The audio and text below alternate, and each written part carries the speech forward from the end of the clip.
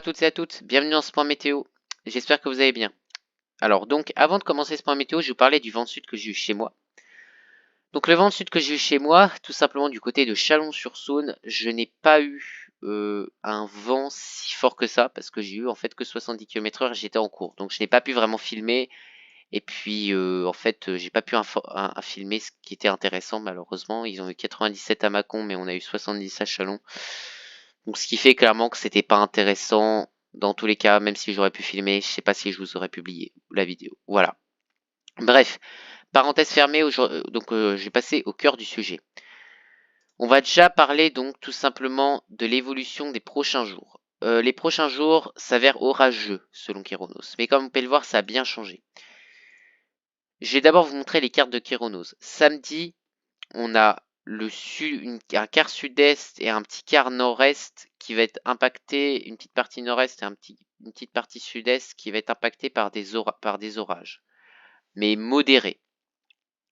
Dimanche, par contre, une partie nord-ouest, centre-nord-ouest, va être touchée par un risque élevé d'orage.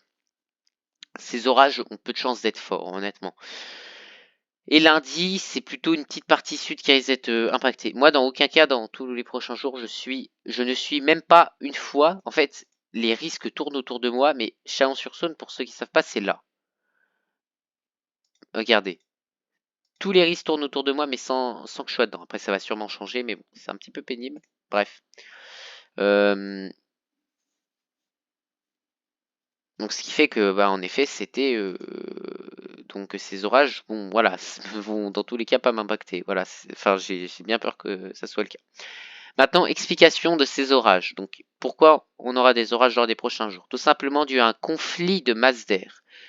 Et qu'est-ce qu'un conflit de masse d'air? Donc, c'est quand une masse d'air froide et une masse d'air chaud se croisent et donc forment tout simplement, comme son nom l'indique, un conflit de masse d'air. Et du coup, ce qui donne naissance à soit des dépressions et qui peut donner naissance à des orages. Mais là, justement, ce conflit de masse d'air est dû à une dépression. Justement.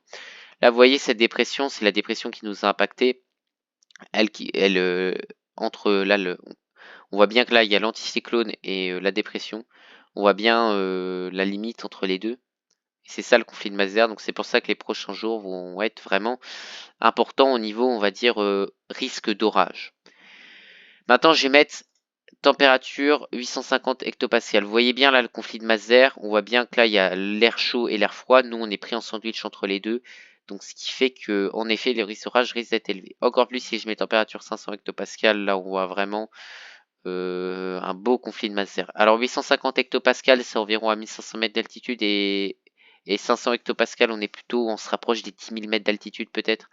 850, c'est sûr que c'est 1500 mètres, ça je l'avais vu. Par contre, 850, je sais plus. Au niveau du Cape, on va aller sur Arum. Non, on va aller là. On va aller là. Voilà, le Cape, comme vous pouvez le voir, l'instabilité convective n'est pas là. En joule par kilogramme. Donc c'est ça que je me dis, mais ces orages, ça va être des averses orageuses, non pas de véritables orages. Il y aura peut-être des orages sympas, mais en fait, ça va être juste une petite activité électrique et peut-être de la grêle due tout simplement à la température assez froide dans l'altitude. Mais par contre, en fait, le problème, pourquoi on n'a pas d'instabilité? Parce que on a eu quasiment aucun jour de soleil les derniers jours, ce qui fait que le soleil n'a pas eu le temps de chauffer le sol. Et du coup, ce qui fait qu'il n'y a pas d'air chaud qui peut plus remonter que ça. Donc en fait, on a l'instabilité au niveau latitude, donc on va dire de sud en nord, c'est mal dit, mais au niveau latitude, l'instabilité, le conflit de masse d'air est présent. Par contre, en altitude, on a très peu de conflits de masse d'air. On n'a pas, en fait, assez d'énergie, donc assez de cape pour former de vraies cellules. Malgré un truc, on va aller sur Arome. Je vais mettre vents verticaux.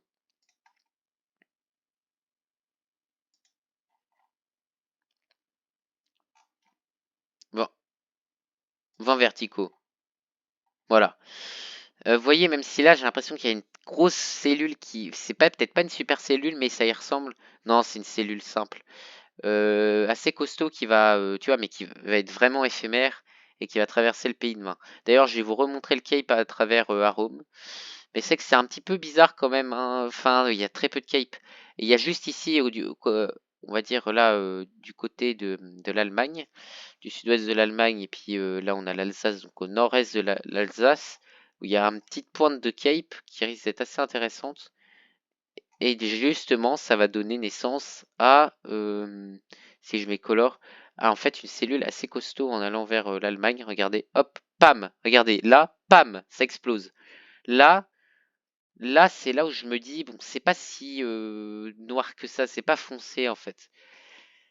On a envie de penser de dire que c'est un orage multicellulaire, mais c'est compliqué quand même. Tu vois, selon les simulations satellites, même moi, je pourrais être touché par des orages. Donc, ce que je comprends pas, c'est comment des orages peuvent se former avec si peu d'instabilité. Ça m'épate par contre. Ça m'épate, vraiment. Là, mais ils vont être éphémères en fait. Je pense qu'ils vont vraiment, ils vont vite donner leurs précipitations, quoi. Ils vont vraiment pas être très électriques. Mais bon, faut quand même rester vigilant. Il y a très peu de risques qu'ils soient forts. Mais c'est quand je vois ça, je me dis, mais du côté de l'Allemagne, ça risque d'être costaud. Par contre, c'est bizarre, par exemple, que demain, ouais, demain ils mettent juste en, moi j'aurais mis en bleu ici, hein. Parce que là, l'orage il explose. Il explose quand? Ah, il explose quand même déjà bien en France, hein, au nord, au niveau du nord-est, hein. Donc moi, selon Guérenos, j'aurais mis toute cette partie-là en bleu. Moi, je vais rien avoir. J'ai tellement hâte d'avoir les orages, vous savez pas à quel point, mais bon, c'est pour le moment non. Bref, voilà, au niveau des orages, j'ai un petit peu fait le tour. Donc là, ce que vous voyez, c'est aussi les précipitations. Je peux vous mettre les précipitations. Voilà. Et maintenant, on va faire sur le long terme, c'est-à-dire on va voir à l'avenir. Donc là, par contre, on va devoir prendre un modèle global, hein. Ici, on peut les voir. Bon, alors là, je les ai enlevés. On va aller sur GFS, encore une fois, et on va voir les jours à venir. Déjà, la dépression, elle va partir chercher le lait, comme on dit, voilà, et elle va passer du côté de Terre-Neuve et donc du Canada. Elle va revenir en fait chez elle du côté du Labrador. Mais en fait, c'est pas vraiment ça. Elle va se diviser en deux. Il y a une partie qui va aller rejoindre, on va dire, au sud de la mer du Labrador, plutôt du côté du Canada, et l'autre partie qui va plutôt rejoindre un autre système dépressionnaire en allant sur le Royaume-Uni et donc l'Irlande et tout le tralala. Nous, on sera sous l'influence d'une petite dorsale anticyclonique, si on peut appeler ça une dorsale. C'est pas vraiment une dorsale vu la forme, hein, parce qu'une dorsale, justement, souvent c'est plat. Là, on est sur un petit. Bah, si, c'est une dorsale techniquement, parce qu'en fait, une dorsale anticyclonique, c'est un peu comme un talweg pour les dépressions. En fait, un talweg, c'est une dorsale dépressionnaire, mais ça se dit pas dorsale dépressionnaire. Donc, on est plutôt sur une petite dorsale anticyclonique qui essaye d'attaquer, et on serait plutôt moins. Donc, il y aurait moins de conflit de Maser, là, hein, vous voyez, hein, le conflit de Maser se barre.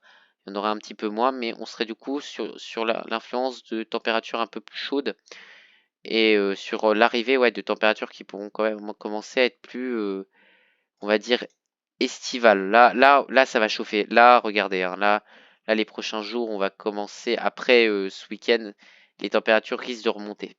Timidement, mais ça va remonter. On va reprendre donc pour voir les températures. GFS France. On va prendre température. Température HD. Donc comme vous pouvez le voir, voilà. Là, à partir d'ici, les températures commencent à partir, on va dire, de lundi 8 avril, donc dans 2 semaines. Ça va commencer vraiment, je dirais, à chauffer, surtout même à partir du 5 avril. Et puis après, ça va pas arrêter hein, de chauffer là, lundi 8 avril, ça va bien, on va avoir bien chaud, atteignant parfois 20 degrés. Et puis après, là, bah, là, c'est logique quand on arrive bien en avril, là. Après là, ça va pas non plus, non, ça va rester froid, mais on va quand même rester sur, bah, je dirais enfin, sur des températures qui vont, ouais, enfin peut-être se réchauffer plus estivales. Mais bon, après pour le réchauffement climatique, c'est pas fou, mais elles resteront, je pense, de saison quand même. Là, on va pas être sur des trucs non plus de malade. Alors oui, maintenant je comprends en fait pourquoi les orages. Ah oui, non mais ok, ouais. Ouais, mais demain, ouais, les orages. Le SRH c'est quand même élevé. Le SRH c'est l'hélicité. Alors ça, je peux pas trop vous dire ce que c'est parce que je m'y connais pas trop à ce niveau-là. Mais c'est là, on va dire ça c'est un facteur pour les orages. Le θE, c'est la température potentielle équivalente, mais ça, voilà. Bon, est-ce qu'on va... Non, on va pas revenir sur les orages. Bref. Là, j'ai dit un truc, vraiment, j'ai parlé des orages aléatoirement en plein milieu de les prévisions sur les prochains jours, mais... donc, au niveau des précipitations, par contre, sur les prochains jours, c'est que ça va pas trop se calmer. Enfin, on va avoir encore beaucoup de pluie, c'est qu'il faudra supporter encore beaucoup de mauvais temps. Et ça, bah, jusqu'à au moins le 14 avril, donc encore jusqu'à plus de 2 semaines. Et oui, et oui, et oui, et oui, jusqu'au premier dimanche des vacances, il va falloir supporter ces précipitations. Donc ouais, c'est que les précipitations, c'est pas fini, parce que tout simplement, il y a toujours le système dépressionnaire qui est pas loin et qui nous envoie toujours ces précipitations. Et ça, c'est un petit peu, on va dire, ouais, dommage si on peut dire. Apprendre GFS Europe. Et c'est vrai que bah en fait le système dépressionnaire, on se rend compte qu'il va nous balancer quand même des précipitations encore et encore pendant longtemps. Ouais, parce qu'il reste sur le Royaume-Uni, mais on va quand même avoir des passages pluvieux, quoi. Voilà, c'est ça, c'est un peu le problématique. Voilà, on va regarder Windy. Donc Windy, donc alors demain par contre, peut-être repassage de vent de sud demain. Donc j'espère que ce vent de sud va peut-être rattraper celui d'aujourd'hui, mais je sais pas trop, je pense que ça m'étonnerait vraiment.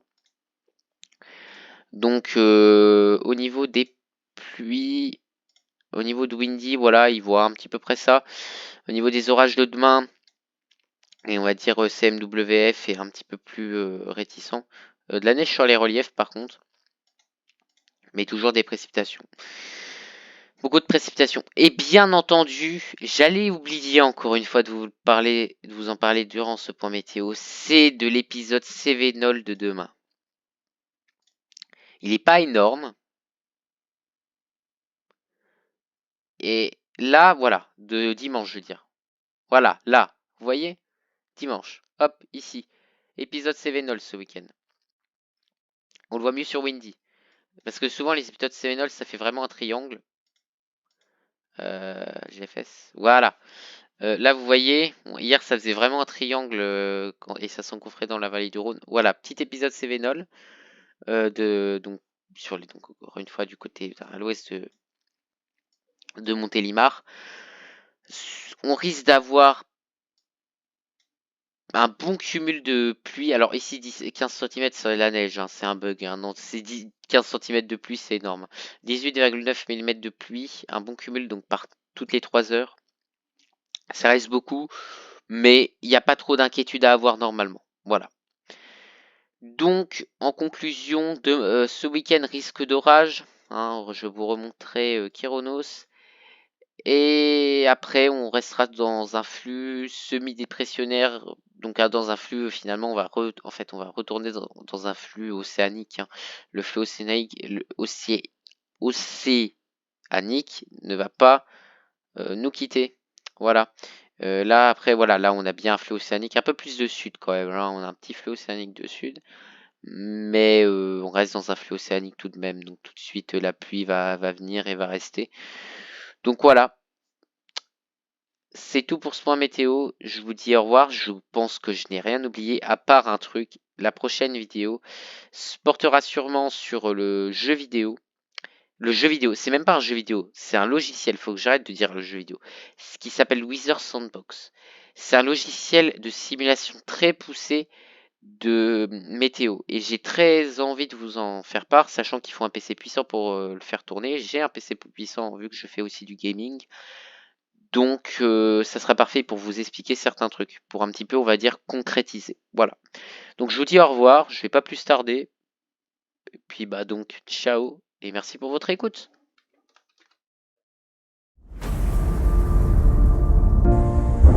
Ouais.